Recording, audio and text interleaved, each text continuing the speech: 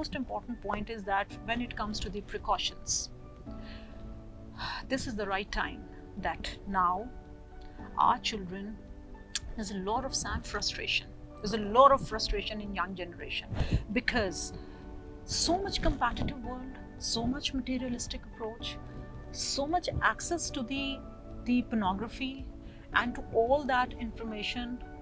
Obviously their minds are not mature enough to absorb that information, but they are being exposed to that stimulus, to that sexual, and sometimes it's just not the pornography, it's the sexual violence, and they start getting pleasure out of it.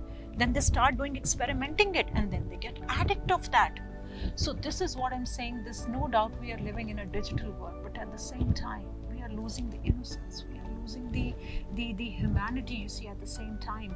And unfortunately especially the younger generation these days, oh dog, this is normal, this is normal. We don't see it as an, you see, anymore as an abnormal. And somewhere we being parents are responsible for that. Because we are putting too much emphasis on the education but not onto the grooming. We are not spending quality of time. And a video apology, all the blame is given to the mother. That this is the mom's responsibility. No, this is both father's and mother's responsibility until unless if you are single parent. That's another issue.